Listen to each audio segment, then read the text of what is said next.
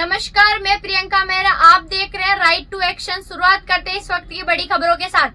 चिंता वैसे होना चाहिए, क्योंकि देखिए पहले श्रीलंका, फिर बांग्लादेश, अफगानिस्तान में पहले था ही था, और अब ये नेपाल जो हमारे पड़ोसी मुल्क है, वहाँ पे इस प्रकार की घटना हो रही है, वो बिल्कुल विचलित कर रही है हमारे देशवासियों को।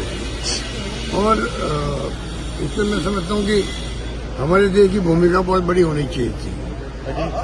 वहाँ ऐसी स्थिति नहीं बनी। जो हमारा मुल्क इतना बड़ा मुल्क है,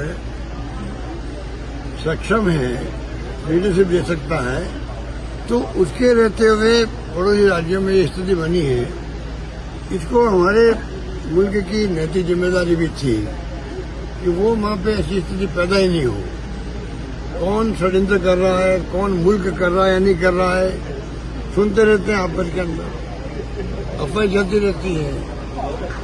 अब किस मुल्क का क्या हाथ है, तो एक अलग बात है, विदेश मंत्रालय कह सकता कुछ, हम तो कुछ कह नहीं सकते।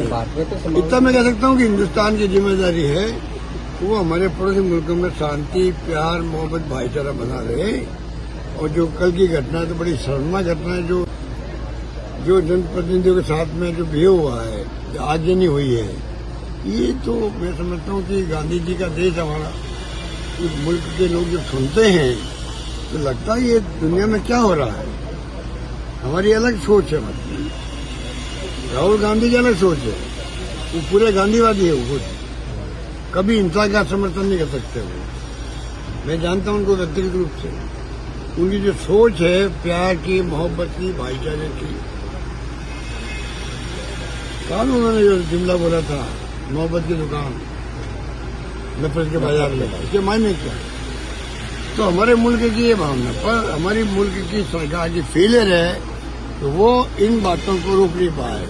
हम बड़े मुल्क के लोग हैं, हिंदुस्तान की सरकार की जिम्मेदारी है कि पड़ोसी मुल्कों में कोई भी हिंसा नहीं हो। इस प्रकार से बड़े मुल्क में सरकार बदल जाए, प्राइम मिनिस्टर को भागना पड़े वहां से, तो हमारी मुल्क की जिम्मेदारी बहुत बड़ी होती है, वो हमने निभाने में हम फेल रहे हैं। इस खास कार्यक्रम में इतना ही। देश और दुनिया की तमाम बड़ी खबरों को देखने के लिए देखते रहिए राइट टू एक्शन सच के साथ।